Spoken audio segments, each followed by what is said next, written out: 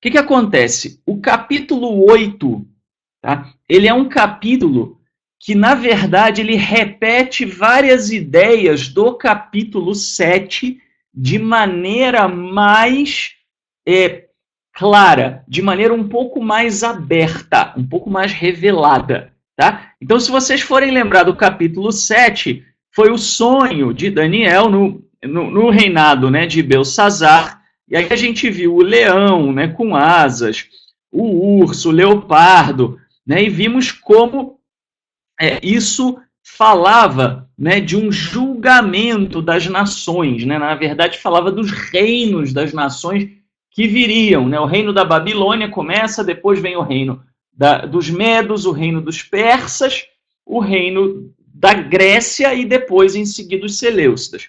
Tá? Todos lembram disso? Quem não lembra disso, depois pega a aula do capítulo 7. Não assista a aula do capítulo 8 sem ver a do capítulo 7 primeiro, ou pelo menos com a intenção de depois olhar o capítulo 7. Tá? Isso é muito importante. Tá? Quando a gente lembra do capítulo 7, tá? Vocês devem lembrar que você tinha os 4 reinos, né, que eram 4 ventos e 4 feras, os 4 animais.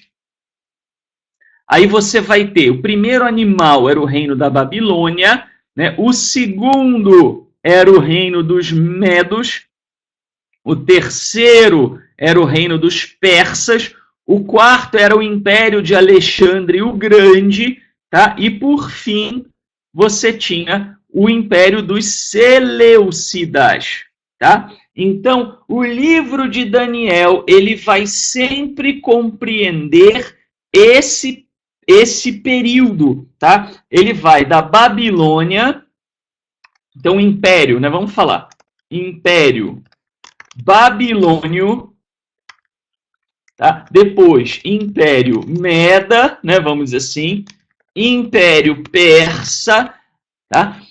O autor de os autores, vamos dizer, né? Daniel tem vários autores, mas um dos autores, vamos dizer assim, ele vê o Império Medo e o Império Persa como algo separado. É um pouco discutível historicamente, vamos dizer assim, até que ponto essa divisão é uma divisão que realmente seria algo a se considerar literalmente, tá? Mas no livro de Daniel aparece dessa maneira. Tá? E tem uma razão para isso, a gente já viu nos outros capítulos. Tá? Muito bem, e aí você vai ter o Império Grego, tá? E, por fim, né, os Seleucidas. Tá? O livro de Daniel, ele fala dessa progressão aqui, ó, tá? Do Império Medo ao Império Persa, né? E do Império Grego aos Seleucidas. Tá? Ele faz esse movimento. Tá? Mas ele fala disso aqui. Essencialmente, é isto que está aqui, que é falado no livro de Daniel. Tá? Depois disso, né, vamos dizer assim, você teria a vitória do Eterno, né, o reino da era messiânica, ou seja lá, né, como você queira chamar. Tá? Mas essencialmente é isso. Se alguém vier para você e disser que o livro de Daniel fala do Império Romano, se alguém disser que fala do Islã, se alguém disser que fala do Império Otomano, se alguém disser que fala dos Estados Unidos, se alguém disser que fala da Al-Qaeda, do Bin Laden, do raio que o parta, essa pessoa não entende o livro de Daniel corretamente. Essa pessoa não buscou fontes sérias de estudo sobre o livro de Daniel que levem em conta o seu papel histórico, o que se desejava transmitir para o leitor e de que época. Tá? Nem leva em conta os originais, o texto aramaico, o texto hebraico. Só quem diz, né, que Daniel se refere a essas outras coisas é quem fala bobagem por não ter estudado o texto adequadamente. Tá? Vou dizer isso taxativamente. Isso aqui, inclusive, pessoal, no meio acadêmico é unânime. Tá? Você praticamente não vai encontrar ninguém fora do meio acadêmico que faça alusão a algum outro tipo no meio acadêmico, que faça alusão a algum outro tipo de interpretação. Tá? A gente já viu isso, né? Vem vendo isso. Isso vai ficar claro para vocês no capítulo 8. Tá? Então vamos lá. Ainda no 3º ano do reinado de Belsazzar, Daniel teve uma visão após a primeira. Viu a cidade de Suzã, de Shushan, tá? Cidade de Shushan, de Suzã, era a capital de que reino? De que reino? Do reino persa, tá? E o rio Ulai, né? Daniel aqui fazendo uma referência a Belsazzar. Belsazzar foi rei na Babilônia? Sim ou não? Não. Belsazzar nunca foi rei na Babilônia, tá? Belsazzar, ele substituía o pai, né, Nabônidos, quando necessário, quando o pai estava ausente. Ele nunca foi rei, não houve período de reinado de Belsazzar. Tá? Então, quando você vê aqui uma referência a Belsazzar, que não reinou, é uma referência à Babilônia, mas aí aparece a capital do Império Persa. Tá? Isso aqui já está mostrando que essa parte está escrita em código. Tá? Vocês podem lembrar do estudo anterior que eu expliquei que o livro de Daniel ele foi escrito mais especificamente para fortalecimento da fé dos judeus que estavam sendo perseguidos pelo Império Seleucida, na época, mais ou menos, dos acontecimentos que levaram à revolta dos Macabeus. Tá? E isso vai ficando cada vez mais claro à medida que se progride no livro. Tá? Então, vamos lá. Então, ele viu, né, a cidade de Suzã, o rio, Ulai. Junto ao rio havia um carneiro com 2 chifres, um mais comprido que crescia depois do outro. O carneiro dava marradas para o oeste, norte e sul. Nenhum animal podia detê-lo, e ele ia ficando maior e fazendo o que queria. Do ocidente veio um bode, que tinha um chifre enorme e não tocava o chão. Ele veio na direção do carneiro e avançou com grande fúria, quebrando os seus 2 chifres. Sem forças, o carneiro foi derrubado e pisoteado. O bode tornou-se grande, mas o chifre foi quebrado e no lugar dele 4 chifres enormes surgiram na direção dos 4 ventos. De um dos chifres saiu um pequeno chifre que cresceu para o sul e para o oriente e para a terra formosa. Se engrandeceu e derrubou as estrelas e as pisoteou. Só um segundinho aqui, deixa eu abrir aqui o comentário, que fica mais fácil para eu seguir. Né? O tio está ficando velho, né? E aí fica, às vezes, com dificuldade de ler letrinha muito pequena. 6 graus de miopia no olho e 4,75 no outro, né? Aí você já viu. Bom, então vamos lá, vamos seguir. Se engrandeceu contra o príncipe do exército e tirou o sacrifício contínuo e o lançou por terra o santuário. Os santos se perguntavam até quando duraria, e um deles disse que duraria até 1.300 tardes e manhãs.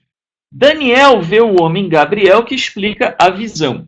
O carneiro são os reis da Média e da Pérsia.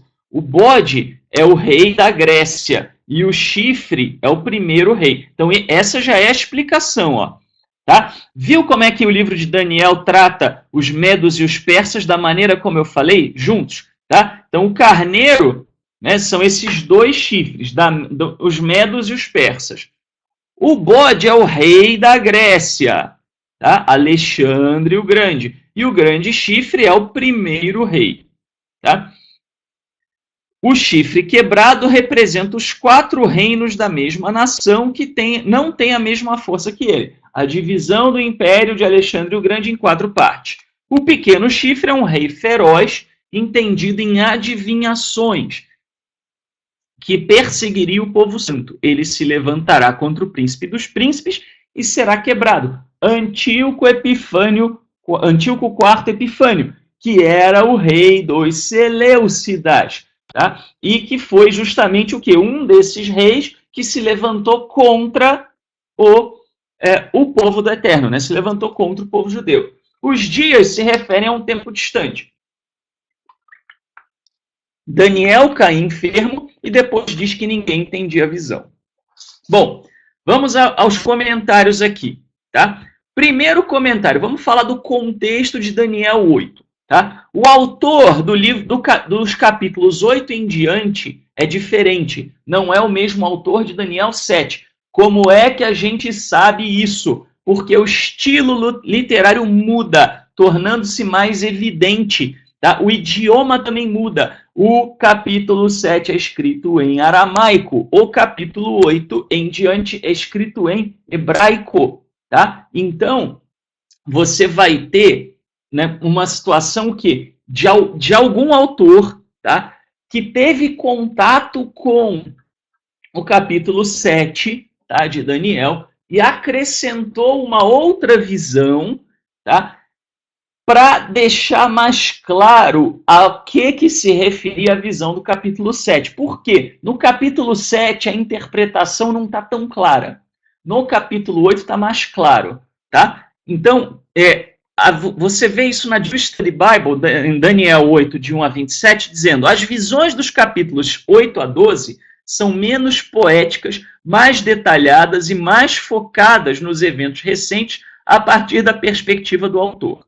Tá? O foco está mais claro no fim do período persa, a dominação dos gregos, a divisão do Império Grego em 4 e a opressão dos seleucidas, situando bem dentro dos acontecimentos que levaram à revolta dos macabeus.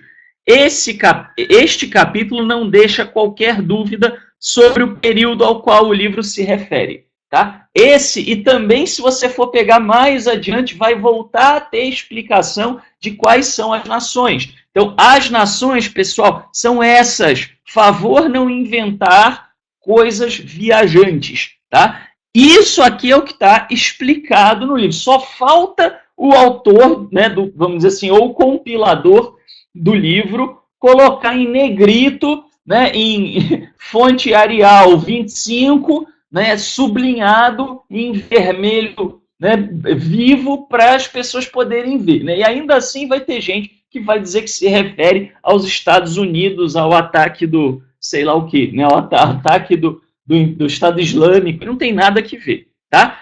O que a gente sabe aqui? Esse autor escreveu para dar coragem, dar ânimo aos judeus que estavam vivendo a opressão dos seleucidas. Lembrando lá do começo, Daniel é um coletivo de histórias, não é um livro histórico, uma narrativa histórica. Fala de acontecimentos históricos, tá? Mas foi escrito em código. Tá? E a gente vê vários indícios disso. O autor não podia chegar e falar assim, viu, pessoal, olha, desçam o sarrafo Antíoco Epifânio que vocês vão vencer. Se ele escrevesse assim, o que ia acontecer? Denúncia, e o livro não seria um livro, vamos dizer assim, que circularia entre os judeus. Tá? Você tem vários livros que foram escritos dessa maneira, já falei várias vezes. Tá? O livro de Judite é assim, embora Judite não tenha sido considerado canônico por uma série de razões. Eu falo do cânone judaico numa outra série de estudos. Tá? Mas os judeus sabiam, né? Aqui o pulo do gato tá falar de Belsazar, que não foi rei da Babilônia, e falando com relação ao Império Persa, que veio depois. Tá? Então os judeus iam olhar e falar, epa, tem boi na linha. Por que, né, que isso foi feito assim? Porque eles entendiam, quando você tinha uma referência geográfica ou histórica impossível, o povo sacava que aquilo estava sendo escrito de uma maneira proverbial para ensinar alguma coisa sobre aquela época. Tá? Muito bem. Então, vamos lá. Esse é o contexto do capítulo. Tá? Vamos começar, então, a leitura. No terceiro ano do reinado do rei Baltazar, né, Belsazar, tive uma visão, eu, Daniel, depois que a que já tivera anteriormente. Eu contemplava a visão. E enquanto contemplava, encontrava-me em Susã, né, em Shoshan, em Suzã, a praça forte situada na província de Elam. Enquanto contemplava a visão, encontrava-me na porta do Ulai, né, do rio Ulai. levantando os olhos para ver... bom, aqui já entra a visão, né? Então vamos falar da região aqui rapidamente. Tá? A localização. A colocação da visão em Suzã, em Shushan, capital do Império Persa, era um indício para os leitores de que o texto estava escrito de forma codificada. Não é porque eles achavam bonitinho escrever em código, não, tá, pessoal? É que era a única maneira de escrever sem sofrer censura, sem ser morto e sem impedir que o texto circulasse. Tá? Afinal, o texto... Não tem nada a ver com Purim. Não, Purim já está falando dos acontecimentos... assim, tem uma história falando sobre a Megilá revelada, tá? Os acontecimentos de Purim estão escritos em um dado... a gente tem uma interpretação para isso, tá? Mas aqui estamos falando do livro de Daniel, tá? É outra coisa. Bom, essas inversões são típicas... bom, então a gente vê, afinal o texto se refere a uma visão à época do rei Belsazar, que além de nunca ter sido rei de fato, um regente babilônio, não era persa. Tá? Essas inversões são típicas dos textos da época do Segundo Templo, para passar mensagem, olha aqui, ó, sem chamar a atenção das nações dominantes. Neste caso, em particular, dos Seleucidas. Tá? Na verdade, perdão, eu falei do rio na aula de Êxodo, né? Mas na verdade era material desta aula. Tá? Então, o rio Ulai. Daniel, por 2 vezes, teve visões próximas a um rio. Vídeo 10.4. Como também o faz Ezequiel, está lá em Ezequiel 1.1. Rios criam uma fronteira natural no mundo antigo. As fronteiras encruzilhadas eram considerados lugares ideais para a comunicação com o divino. Esse é o comentário da Jewish Study Bible, capítulo 8, versículo 2. Tá? Que a gente falou na aula de Êxodo. Tá? Então, os rios, eles eram fronteira, normalmente, entre as nações. Tá? E os deuses eram considerados geográficos, né? As divindades eram geográficas. Então, criou-se um hábito no Oriente Médio, né, de acreditar que nos rios você tinha uma comunicação facilitada, inclusive com mais de uma divindade. Tá? Bom, vamos falar agora da visão propriamente dita. Então vamos lá, vamos ler agora o texto.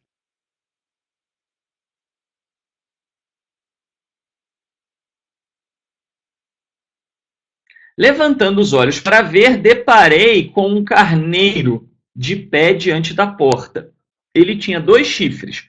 Os 2 chifres eram altos, mas um era mais alto que o outro, e esse mais alto foi o que apareceu por último. Aqui ele está falando dos medos e dos persas. Tá? O Império Medo foi absorvido pelo Império Persa, que foi mais forte. Por isso, o segundo chifre, que é o Império Persa, ele é maior do que o primeiro, que é o Império dos Medos. Eu vi o carneiro dar chifradas para o oeste, para o norte e para o sul. Né? Aqui está falando da expansão. O Império Persa, né, que veio do leste, né, ele estava para o leste da Babilônia, ele vem crescendo na direção do oeste, do norte e do sul. Ou seja, se espalhou por boa parte do mundo conhecido do autor e dos leitores. Nenhum animal podia resistir-lhe e ninguém conseguia livrar-se do seu poder. Ele fazia o que bem lhe aprazia e tornou-se grande. Tá? Então, o Império Persa estava lá numa boa. Eu estava considerando com atenção quando vi um bode que vinha do ocidente e havia percorrido a terra inteira sem sequer tocá-la. E o bode tinha um chifre, entre aspas, magnífico entre os olhos. Então, aqui o que é? O Império de Alexandre o Grande, que foi magnífico em que sentido? Foi surpreendente. Ninguém esperava o sucesso militar que Alexandre teve. Ele é considerado uma figura muito especial na história. Tá? Então, tanto é que depois dele se fragmentou em 4. Né? Mas Alexandre o Grande veio, então, né, sem tocar a terra, quer dizer, houve uma dominação sem muito esforço, tá? Comparado com as brigas e lutas do Império Babilônio e do Império Persa. Bom, eu o vi aproximar-se do carneiro e afrontá-lo com fúria. ele feriu o carneiro e quebrou-lhe ambos os chifres, sem que o carneiro tivesse a força de resistir-lhe. E atirou-o por terra e calcou-o aos pés, sem que ninguém pudesse livrar o carneiro de sua mão. Então, o império de Alexandre o Grande veio lá e destruiu o império medo-persa, tá? Os medos e os persas. Acabou com os medos e os persas de uma maneira que não pôde haver nenhum tipo de revide, resistência de grande intensidade. Então, o bode tornou-se muito grande, mas, embora em pleno vigor, seu grande chifre se quebrou e, em lugar dele, ergueram-se 4 outros magníficos na direção dos 4 ventos do céu. Tá? Se a gente for olhar, então, para Alexandre o Grande, foi exatamente isso que aconteceu. Tá? Se a gente pensar em Alexandre, ele morreu de uma maneira, tá, que foi meio prematura. E quando ele morreu, né, os seus generais dividiram, né, o seu reinado em 4 partes. Tá? Então, por isso, né, que a gente está vendo aqui justamente os 4 chifres, né, do Império de Alexandre o Grande. Tá? Então, se depois vocês procurarem, né, vamos dizer, no Google Imagens, lá, o Império de Alexandre o Grande, vocês vão ver que foi um império bem grande, bem considerável. Tá? Muito bem. E aí os 4, né, os 4 impérios que surgiram como consequência vamos dizer, da fragmentação do Império de Alexandre o Grande. De um deles saiu um pequeno chifre, que depois cresceu muito, tanto na direção do sul, como na do oriente, como na terra do país do esplendor. Tá? Aqui a terra, né, bela, do país do esplendor, está falando de Israel. Tá? Então o Império Seleucida, né, que foi o império dos greco-sírios, tá? Que foi o império de Antíoco IV Epifânio, mas isso, vamos dizer, Antíoco IV Epifânio já foi algumas gerações depois da fragmentação. Tá? Mas Antíoco, ele foi muito ambicioso, ele tentou guerrear contra os Ptolomeus e incorporar o Império Ptolomaico, que era um dos 4 impérios de vamos dizer, dos quais que se dividiram, né, a partir do Império de Alexandre o Grande. Tá? Muito bem. A bela terra, obviamente, é Israel. Ele ergueu-se até contra o exército dos céus, derrubando por terra parte do exército dos céus e das estrelas, calcando-os aos pés. Quando o Eterno promete a Abraão que os seus descendentes seriam numerosos, qual é a expressão que é usada? Tem 2 expressões usadas na Torá. Quais são elas?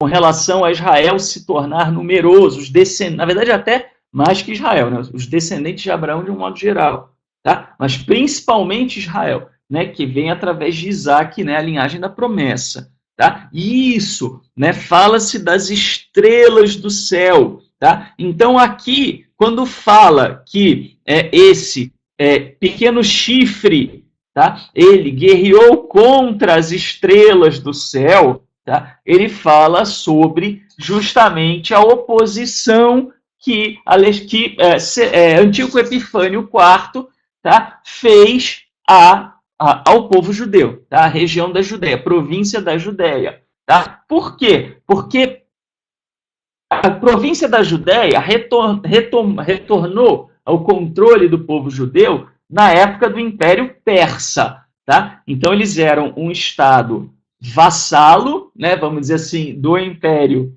Persa, mas tinham uma boa autonomia. Né? Os persas tinham sido favoráveis ao povo judeu, né, que havia sido um povo oprimido pelos babilônios. Aquela famosa história, né? O inimigo do meu inimigo é meu amigo.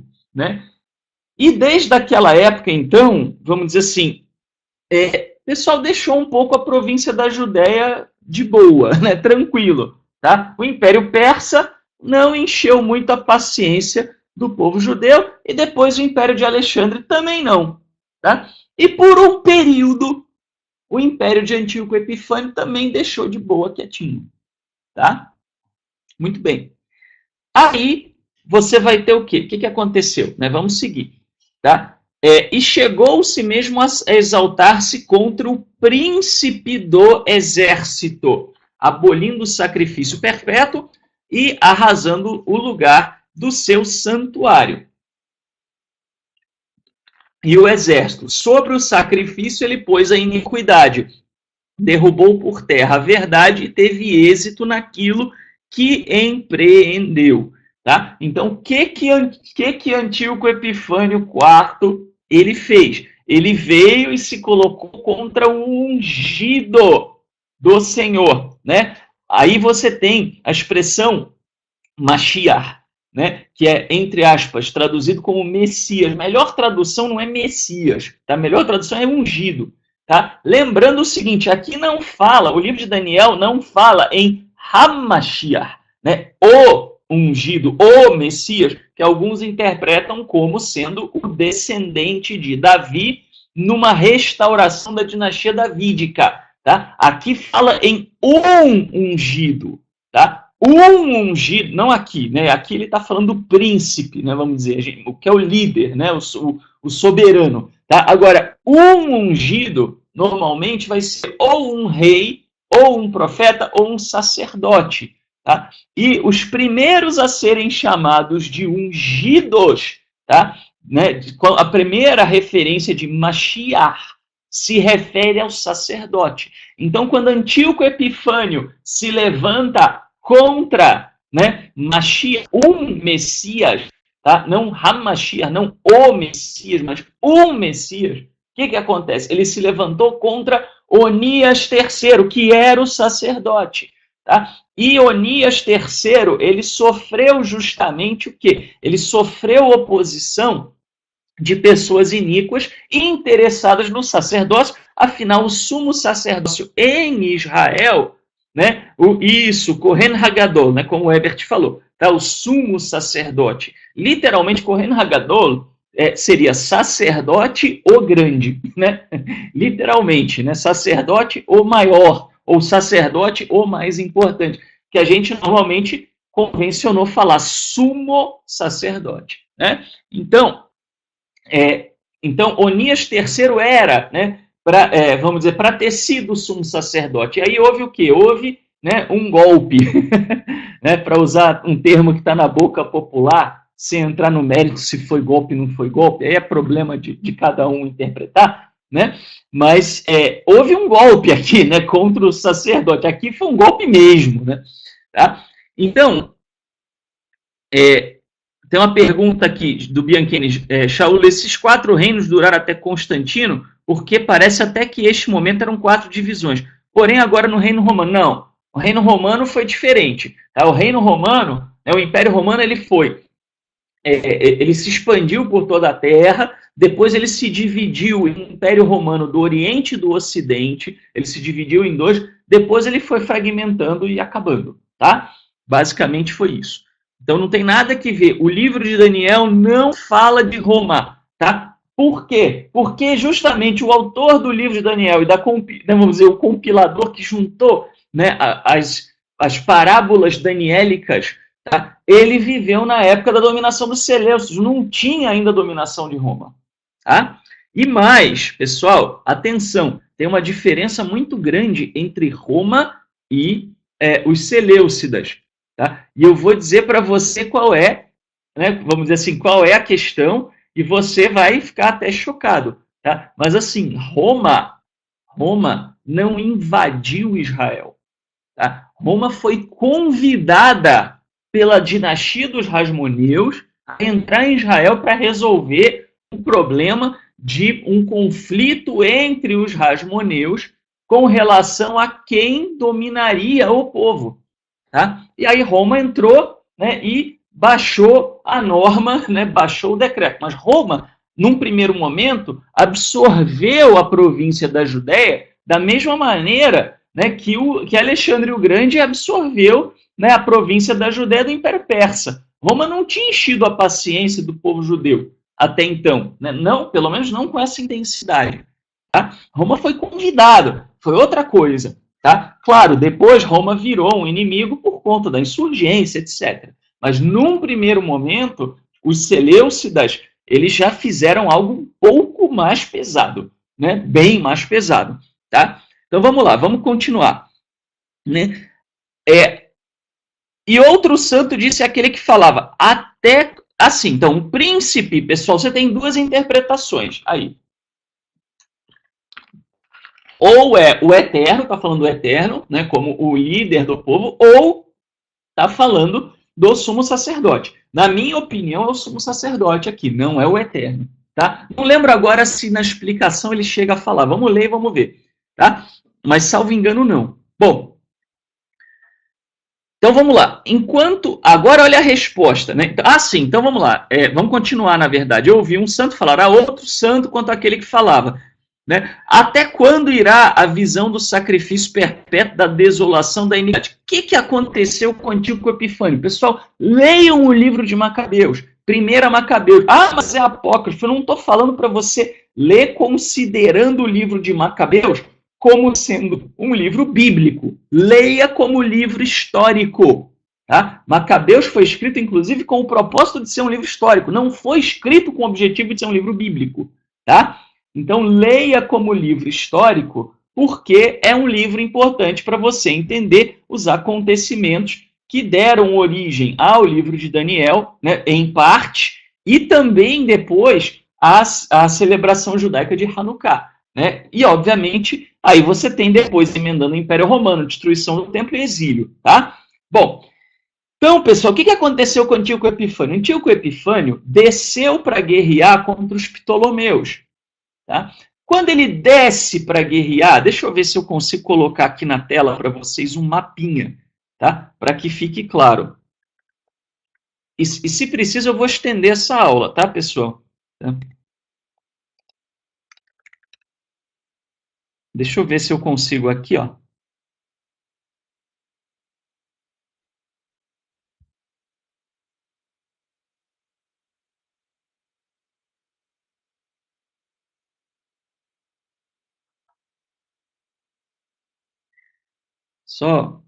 Só um segundinho, pessoal.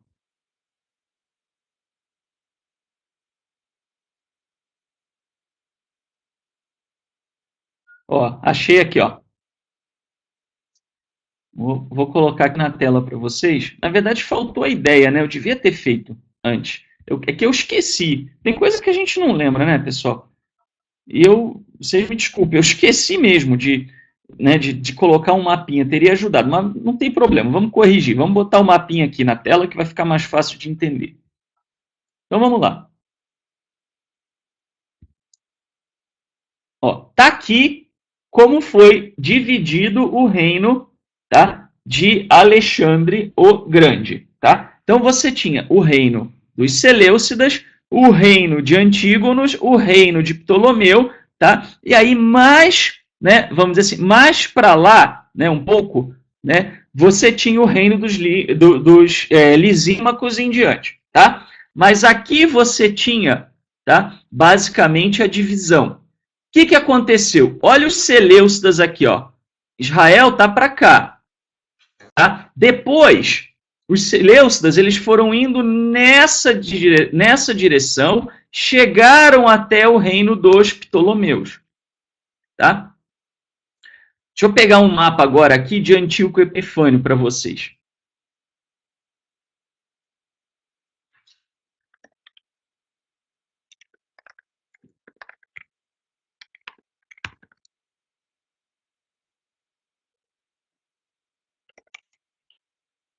Vamos ver se eu consigo aqui, ó.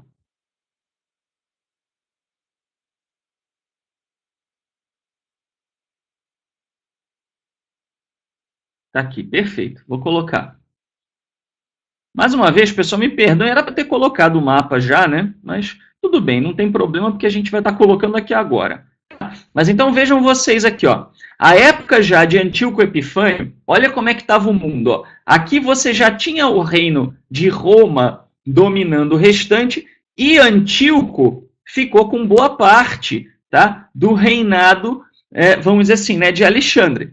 que Antíoco Epifânio fez? Ó, ele já tinha Israel aqui, ó, tá?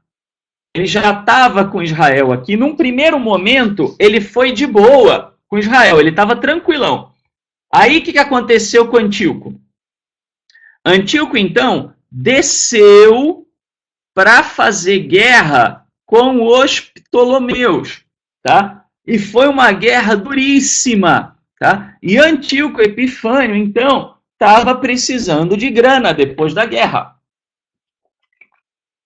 Guerra custa dinheiro, tá? O que aconteceu? No que ele estava voltando para o seu reino, depois de uma luta com os Ptolomeus, ele passou por Israel e resolveu, né, cobrar um pedágio às avessas. Normalmente o pedágio é de quem passa, né?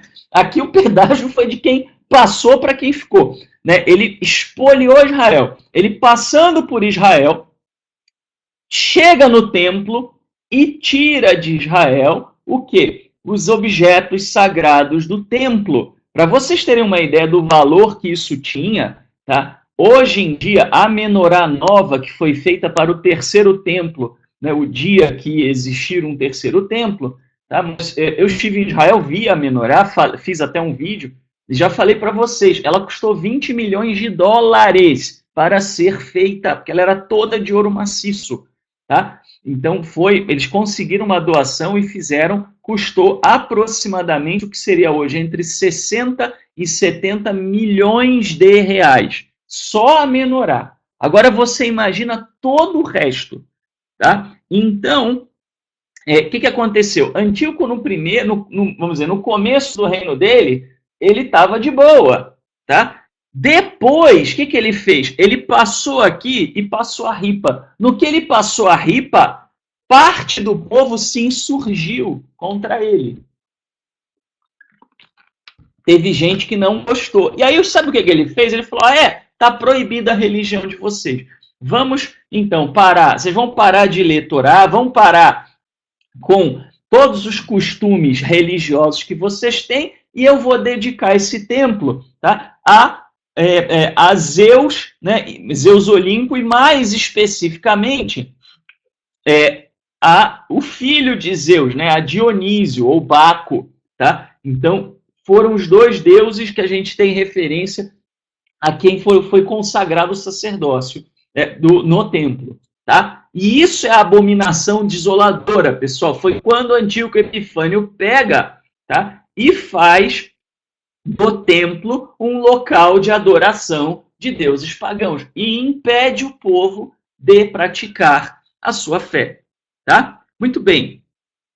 Volto a dizer, não tem nada que ver com Império Romano, tem nada que ver com Bin Laden, né? Assim, infelizmente, as pessoas gostam de viajar na maionese, tá? Mas tá explicado. Ele vai explicar. Então, olha, sobre o sacrifício, ele pôs a iniquidade. Tá? O que é isso? Ele sacrificou, eu não lembro agora se ele sacrifica um animal impuro, mas eu acredito que sim. Ele sacrificou animal impuro no templo, que seria, para o povo judeu, uma coisa terrível, e fez sacrifícios a ídolos. Né? E aí o povo judeu ficou louco da vida, né? Obviamente. Tá? Então, eu ouvi um santo falar a outro santo e disse àquele que falava, até quando irá a visão do sacrifício perpétuo, da desolação da iniquidade, do santuário e da legião calcados aos pés?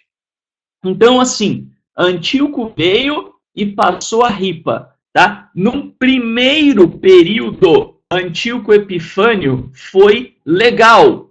Tá? Então, você teve aqui o Antíoco legal, né?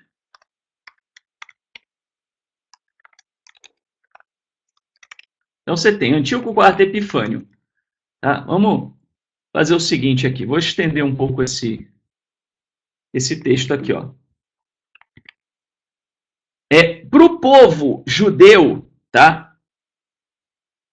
Ele está dizendo o seguinte, a Dirce aqui está falando, na verdade, Filipe, o Estado de Israel era um ponto de passagem. Se eles, os governantes, não encontrassem resistência, não havia briga. Veja seu mapa, localização estratégica. Perfeito. Né? E como Israel não tinha um exército competitivo, a melhor maneira de instigar o povo era mexer com a religião. Então, Dirce, na verdade, assim, você está parcialmente certa. Tá? Assim, é verdade, o território de Israel era extremamente estratégico, por isso foi um local bastante, vamos dizer assim, bastante cobiçado, né? Por quê? Porque se você olhar bem para o mapa, como a Dirce falou, né? Tá lá no meio aqui, tá? Deixa eu pegar outro mapa, é mais claro, tá? Então você está aqui no meio, né? Isso aqui é passagem para a Península Arábica, para África, né? Para a Ásia e para a Europa, tá? Então você tem realmente, a Dirce falou com muita propriedade isso, tá? O local geograficamente era um local de passagem, tanto é que Antíoco estava fazendo justamente isso. Tá? Agora, no caso específico, Dirce, dos acontecimentos do episódio da revolta dos Macabeus, não foi...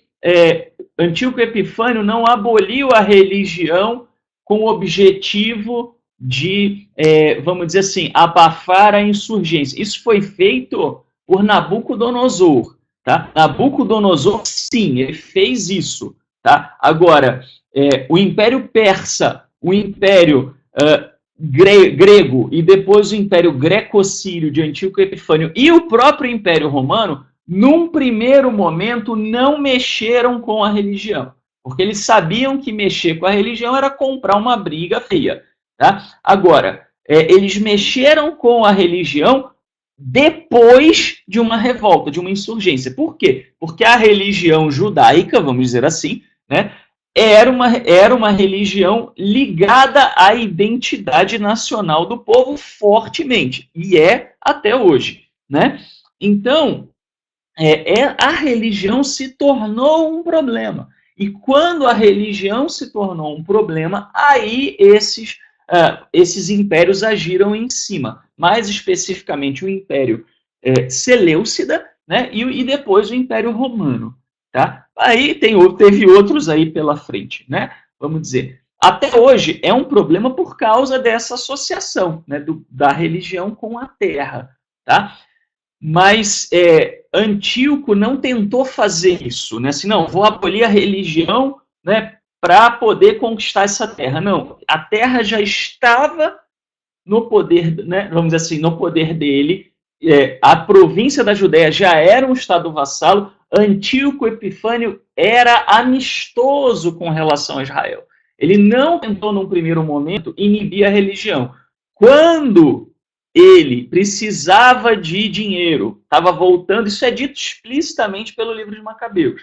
Aliás, até acho que eu coloquei isso na aula passada, ou retrasada para vocês. Tá? O livro de Macabeus conta exatamente isso, que Antíoco Epifânio, no que ele voltou, estava precisando de recurso e resolveu, né, fazer a farra esfriar o templo. E aí houve insurgência religiosa. Né? Aí o povo ficou revoltado com Antíoco Epifânio. Né? Foi quando Antíoco Epifânio passou a ripa no templo. Tá? Aí o povo se insurgiu, e aí, a partir dessa insurgência, aí Antíoco Epifânio proíbe a religião judaica. Tá? Então foi essa sequência. Tá? Então, assim, você está certa. Isso aconteceu muitas vezes. Mas no caso de Antíoco, no primeiro momento, ele não mexeu na religião. Aliás, o Império Romano, na verdade, assim, num primeiro momento, mexeu pouco. Né? Os Hasmoneus estavam brigando, o Império Romano chegou e falou, então nem você, eu vou definir eu aqui o que eu quero. Tá? Mas deixou lá, né, por um tempo. E aí, só que como a religião se insurgiu, né, contra o Império Romano, porque havia interferência, né, aí o Império Romano foi destruir o templo. Foi muito parecido, né, vamos dizer, o que aconteceu com Antíoco Epifânio e o que aconteceu no Império Romano. Só que no Império Romano, vamos dizer assim, a gente pode dizer que o povo, vamos dizer assim, né, o povo começou a bagunça, né, diferentemente do caso de Antíoco Epifânio, que foi o próprio Antíoco Epifânio que começou a bagunça. Certo? Então vamos lá, vamos seguir aqui. Aí ele fala, até quando? E ele respondeu-lhe, 2.300 tardes e manhãs. Tá? então será feita justiça ao santuário. Muito bem, pessoal. Então, Antíoco Epifânio, vamos dizer aqui, você vai ter a fase legal, né? Vamos dizer assim, a fase boa, né? Vamos chamar de fase boa. Tá? E aí você vai ter a fase ruim, né? Vamos dizer assim, a fase conflituosa. Tá? Muito bem.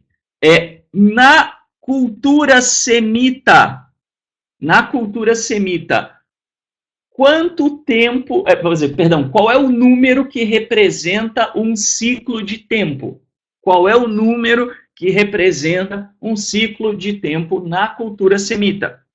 A gente viu isso já várias vezes, até isso, é o número 7, tá? Perfeito, tá? Então, o número 7, né, ele vai representar aqui, tá, a totalidade, né, do reinado de Antíoco Epifânio IV.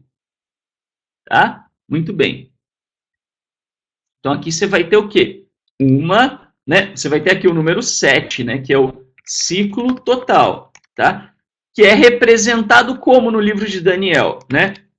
Uma semana, tá? Muito bem. Só que Antíoco, o período se divide nessas duas fases. Tá? Então, você vai ter aqui, né, vamos dizer assim, meia semana, né? Tá? E aqui você vai ter, vou botar uma outra cor, né? Mais meia semana.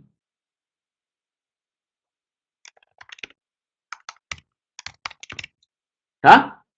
Ou 3,5 anos, né? Vamos dizer.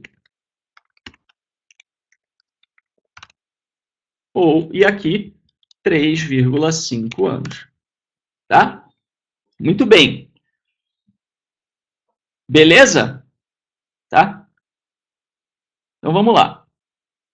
Enquanto contemplava esta visão, eu, Daniel, procurava o seu significado.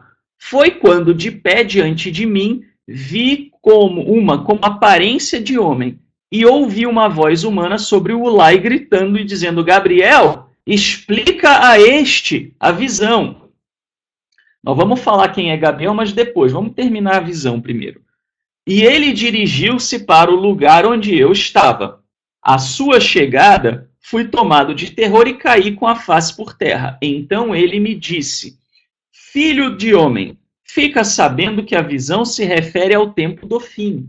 Ah, mas você não falou que a visão, né, se referia ao período macabeu, mas aqui está falando que é o período do fim, então está falando do fim dos dias da terra. Não, é o fim do período da ocupação da terra de Israel. Esse é o fim. Não é o fim, vamos dizer, fim total e absoluto. Tá? Embora havia uma expectativa no livro de Daniel de que, vamos dizer assim, se o povo fosse obediente, tá?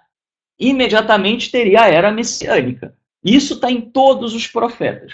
Tá? Por isso eu até digo para vocês, puxando um pouco para a polêmica, né, que na verdade não existe profecia não cumprida no Tanar. O que existe, na verdade, todo mundo sabia que a hora que Israel andar na linha, vai acontecer a era messiânica. Tá? Agora, se você olhar as profecias, todas elas, você vê que havia uma expectativa de que depois da volta do exílio, essa era de paz permanente começaria. Mas isso era condicionado, tá, à obediência de Israel. Então, tem gente que vê e fala, não, a era messiânica não veio ainda, né, e vai vir e vai ser ipsis literis o que está escrito, e há pessoas que interpretam de maneira diferente, que é o meu caso. Não, o que está nos profetas era condicional se o povo fosse e voltasse a andar na linha. Como não é, vai acontecer algo semelhante, mas não precisa ser ipsis literis no mesmo nível do detalhe, porque o nível do detalhe era algo específico para se acontecesse naquela época. tá? Então, vamos dizer, você tem essas duas maneiras de ver. Mas isso eu estou fugindo um pouco do tema, né? Aqui é Daniel. Vamos voltar para Daniel, tá? Aí ele vai falar o seguinte: ele falava ainda quando eu desmaiei, com a face por terra, mas ele me tocou e me fez reerguer no lugar onde eu estava, e disse-me: vou dar-te a conhecer o que acontecerá no término da ira. Repara, não é o fim dos tempos, é o término da ira. Por quê? Porque o povo judeu entendia que se ele andasse em desobediência, ele incitaria a ira do Eterno. Então eles entendiam que se estava tendo dominação, é porque, isso os religiosos, vamos dizer assim, era porque o povo estava pisando na bola. Por isso você tem tanta crítica ao helenismo nos textos da época do Segundo Templo. Porque eles entendiam assim, não, se a terra está ocupada, né, e a gente está sofrendo aqui, né, essa ingerência, né, vamos dizer assim, então é sinal de que o povo está andando em desobediência. Quem é que está andando em desobediência? Os assimilados, né, os que deixaram a fé. Tá? Muito bem. O carneiro que viste com seus 2 chifres são os reis da Pérsia e da Média. Reparou? Não é Bin Laden, não é Torres Gêmeas, tá? Eu já ouvi isso, 2 chifres são as Torres Gêmeas. Não, não são, está escrito aqui, cidadão. O problema é que as pessoas não leem o livro de Daniel inteiro, lê só uma parte, aí não chega na parte da explicação, né? Da visão. Bom, o bode aqui é peludo, tá? Não é petudo, né? Tem um erro aqui. O bode peludo é o rei de Javan, né? Yavan, o que é? É uma referência à Grécia. Era a maneira como, vamos dizer assim, o hebraico se referia à Grécia, tá? Então era a Grécia. Por isso você vai encontrar Grécia em algumas traduções. O grande chifre que estava entre os seus olhos é o primeiro rei. Que primeiro rei? Quem foi o primeiro rei do Império Grego, né, que dominou todos? Alexandre o Grande. Quebrado os 4 chifres que surgiram em seu lugar são 4 reinos que saíram de sua nação, mas não terão a sua força. Exatamente. Repara, o reino de Antíoco até chegou bem próximo, né? Olha até onde ele chegou, tá? Chegou a conquistar uma parte do reino de Ptolomeu, mas depois, né, ele foi perdendo o terreno para o Império Romano e acabou, tá? Muito bem. E no fim do seu reinado, quando chegarem ao cúmulo os seus pecados, né, a visão judaica de que os pecados também das nações fariam com que as nações também fossem perdendo os seus impérios. Então, da mesma maneira que eles viam que se Israel estava em pecado, Israel sofreria intervenção ou exílio ou derrota militar. Da mesma maneira, se o Império Persa sofreu derrota na mão do Império Grego, é porque o Império Grego, né, estava sendo usado pelo Eterno para trazer juízo sobre o Império Persa por causa dos pecados do Império Persa. Tá? Eles viam o sucesso e o fracasso militar, né, como resultado da mão do Eterno punindo. Da mesma maneira, então, como o Império Grego cometeu os seus pecados, dentre eles, né, a profanação do santuário, etc., então ia chegar ao fim quando estourou a cota do pecado do Império Grego. Tá? Muito bem. Então, a hora que estourou a cota do pecado, né, dos Seleucidas, eles seriam, né, destruídos. Né? Então, levantar-se-á um rei de olhar arrogante capaz de penetrar os enigmas. Está falando de Antíoco Epifânio. Tá? Então, seu poder crescerá em força, mas não por sua própria força. Tá? Ou seja, ele herdou, né? Antíoco Epifânio, os Seleucidas foram herdeiros do Império Persa. Não foi um novo império que surgiu. Tá? Ele tramará, capaz de penetrar enigmas. Né? Então, Antíoco Epifânio, ele vai vir acompanhado de todo o helenismo, entre eles os oráculos dos gregos, tá? As adivinhações gregas. Tá? Ele tramará coisas inauditas, tá? Ele tramou. Por quê? Porque eles percebiam assim. Um primeiro momento, o camarada é de paz, né? Aí ele vai passa por Israel, vai guerrear contra os Ptolomeus. Na volta ele passa a Ripa em Israel. Então, isso foi considerado pelos judeus religiosos uma grande traição. Tá? Muito bem. E prosperará em suas empresas, quer dizer, em seus empreendimentos, arruinando, né, a poderosos e ao próprio povo dos santos, ou seja, o próprio o povo judeu. Né? Eu estou falando judeu porque nessa época já tinha acontecido os dois exílios, né? O reino do norte, que era o reino de Israel, perdeu-se por aí, né, vamos dizer assim, depois boa parte foi assimilada pelo reino de Judá, né, que voltou do exílio, né, que era o povo judeu. Daí se tem, né, vamos dizer, daí se nomeou o povo como povo judeu. Eu tenho um artigo que fala sobre isso, né, lá no site judeu.org, na parte de perguntas, né, a diferença hebreu, israelita, judeu, etc. Tá? Bom, por sua habilidade, a perfídia terá êxito em suas mãos. Ele se exaltará em seu coração e, surpreendendo-os, destruirá muitos. Foi uma surpresa para eles, foi o que eu falei. Tá? Opor-se-á mesmo ao príncipe dos príncipes, tá? Mas sem que mão humana interfira, será esmagado. Então aqui, veja, né, por isso que você tem essas duas possíveis interpretações. Tá? Aqui a Bíblia de Jerusalém botou maiúsculo para príncipe dos príncipes. Lembre-se, né, que maiúsculo e minúsculo no hebraico não existe. Tá? Então, a própria Bíblia de Jerusalém já está interpretando como o eterno. Tá? Porém, príncipe dos príncipes pode ser uma alusão ao sumo sacerdote, que ele era o quê? O sacerdote dos sacerdotes. Isso é dito em vários lugares. Tá? E é trazido também a expressão príncipe para se referir a sacerdote, na verdade, não é o príncipe da corte medieval que a gente conhece, é Sar. Né? E Sar significa o quê? Normalmente é um líder, é um governante. Tá? Não tem a mesma conotação, né, que rei, vamos dizer, que seria Meler, né, no hebraico. Tá? Muito bem. Sem que a mão humana interfira, será esmagado. Tá?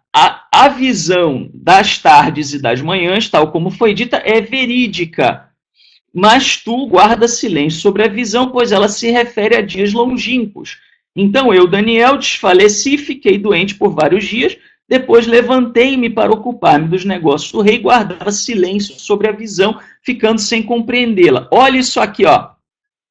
Que o leitor entenderia? Se refere a dias longínquos. Né? Supostamente, Daniel seria uma referência, né, a quê? Vamos dizer, ao final do reino de Baltazar, né, de Belsazar, antes do reinado persa. Tá? Então, isso aqui estava falando dos Seleucidas, então era vários dias depois. Tá? Como é que o povo judeu semita, né, o semita, entenderia isso? Tá? Juntando essas duas coisas. Né? O que o autor está dizendo? Eu estou falando da atualidade. Eu estou falando dos Seleucidas. E qual era a expectativa, então? Tá? A expectativa era, né, por isso que você vai ver no livro de Daniel, né, 3 anos e meio, né, ou a metade das tardes e manhãs dos dias.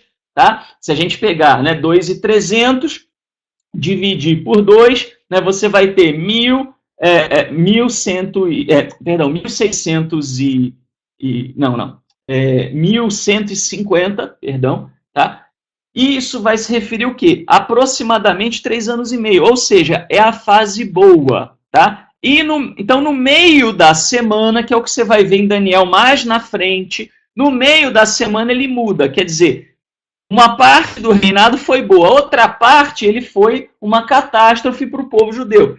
Tá? E como é que o autor de Daniel esperava que viesse a vitória? Ele esperava que o próprio Eterno fosse lá e destruísse Antíoco Epifânio. Tá? Era essa a expectativa dele. Tá?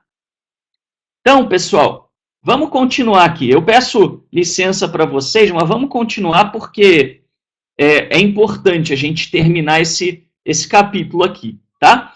Então vamos lá. O simbolismo dos animais, tá? O esquema tradicional de 4 reinos, do que ele está falando aqui, tá? Do que está sendo dito aqui? Tá falando dos 4 reinos, né, os 4 animais que a gente viu no capítulo 7. É deixado em favor de outro menos interessante, né? Quer dizer, esses chifres, esses animais são bem menos detalhados, né, com chifre, asa, etc., do que no capítulo 7. Mas simboliza melhor o passado recente a partir da perspectiva do autor. Ou seja, né, tá mais claro, né? O autor do capítulo 8 olhou para o capítulo 7 e falou: isso aqui está codificado demais, isso aqui está muito ainda difícil das pessoas se tocarem, eu vou escrever de maneira mais clara. O capítulo 8, então, é uma releitura do capítulo 7 com mais detalhe e com mais clareza, tá? O carneiro de 2 chifres representa os medos e os persas. O bode representa Alexandre o Grande, que morreu no ápice de seu poder. Os 4 chifres subsequentes representam os 4 reinos que sucederam a Alexandre, um dos quais foi o Seleucida, sobre o qual Antíoco IV Epifânio veio a reinar. A visão, portanto, se sobrepõe, em grande parte, à do capítulo 7. Então, a visão fala a mesma coisa que o capítulo 7, tá? Só que com mais detalhes e fala um pouco mais do fim, de como seria o fim disso. Tá? Vamos terminar de falar das visões, tá, pessoal? E aí eu volto para Gabriel. Então, vamos lá. As tardes e manhãs. As 2.300 tardes e manhãs, né? Aqui, na verdade, seria a metade, tá? Eu até escrevi aqui errado, tem um errinho aqui, tá? Então, entendam aqui o seguinte. Deixa eu botar aqui a ferramenta de texto, tá? Então, aqui seria a metade, né, tá? Então, isso foi um... Eu vou corrigir depois o PDF, né? E aí eu mando para vocês corrigido, tá? Aqui seria a metade, não é o amarelo, é o preto. Então, a metade, né, das 2.300 tardes e manhãs são 1.150 dias, isto é, um pouco mais de 3 anos, tá? Então, assim como o restante das visões é uma repetição do tema do capítulo 7, aqui também as 2.300 partes e manhãs são uma repetição da ideia dos 3 anos e meio, né, da fase boa e os 3 anos e meio da fase conflituosa, tá? Isso se refere à mudança de atitude de Antíoco IV Epifânio. No primeiro momento, os gregos e posteriormente seleucidas adotaram uma política pacífica em relação à Judéia. Tá? O espoliar o templo e declarar guerra à fé monoteísta é representada no livro de Daniel, né, como a tradição, não, a traição, tá? Aqui é a traição no meio do reinado dos Seleucidas. Os Seleucidas traíram o povo. Num primeiro momento, um acordo de paz, né? Olha, vocês estão aí de boa, não vou encher a paciência de vocês. Depois proibiu, né? Chegou ao ponto que aqueles que seguissem os mandamentos do Eterno eram mortos, tá? Que foi o que deu origem à revolta dos Macabeus, que acabou sendo, né, uma vitória, né? Israel saiu vitorioso na revolta dos Macabeus, né? O restante dos tempos, isto é, os 3 anos e meio, né, ou metade das 2.300 tardes da manhã, tá? Aqui tardes e manhãs aqui é metade, tá? Eu me atrapalhei na hora que eu escrevi isso aqui, tá? Então, é metade das 2.300 tardes e manhãs de conflitos representa o período turbulento e conflituoso que culminaria na vitória do Senhor contra as forças invasoras, tá?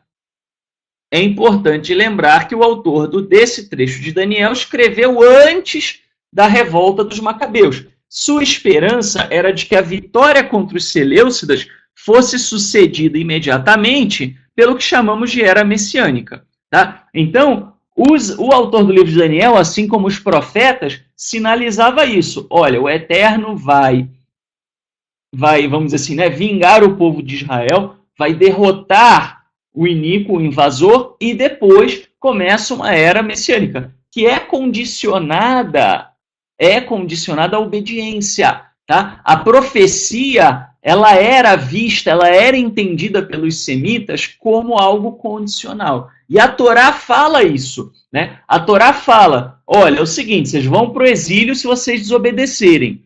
Quando vocês começarem a obedecer, vocês voltam, né, do exílio. Tá? E vocês, se eu desobedecer de novo, vai de novo para o exílio. Tá? Até que vocês vão parar de desobedecer e aí, né, vamos dizer, vai ter o período da paz duradoura. Tá?